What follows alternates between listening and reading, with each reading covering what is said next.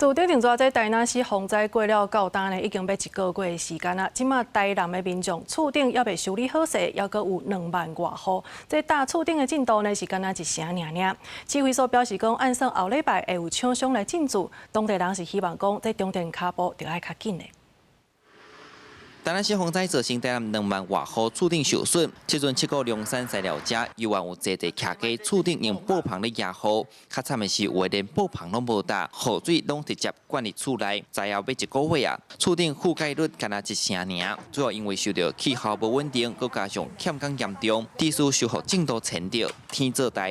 灾民真无奈。你无种到，我就安尼落雨去压啊，无咩到啊，爱到人也袂当来迄个啊。即那走卡卡会啦，一大回家卖啊啦。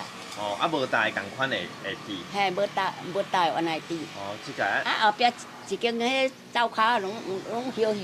经过了解，若要注文搭厝顶的厂商，即阵就要等超过2个月，平均搭一顶厝顶就要用5天的时间，加上建材材料也严重欠缺。为了要加速中建的脚步，分家南再后复原前景指挥所已经拨点全台施工厂商统一材料定价，上紧后礼拜就厂商入去灾区协助修复。另外一户即阵嘛招大学生做志工，要借由因的专业来让厝内清洁。我整这代志到今仔才2-3礼拜尔，哦，你上做嘛2间3间伊尔，啊，你来别位外县市的入来啊。哦，所以即摆出店在内底拢在等着。系啊，啊无你内底消化袂去啊。灾区仍然面临缺工，那因此呢，台南市政府除了持续的招募志工之外，研考会也针对具有丈量专业背景的大专院校学生，例如像建筑系、都市计划或者是营建等相关科系的学生呢，能够加入。台南市洪灾过后到今，已经有2个雷片组的病例，卫生局提醒民众清理家园时爱特别细腻，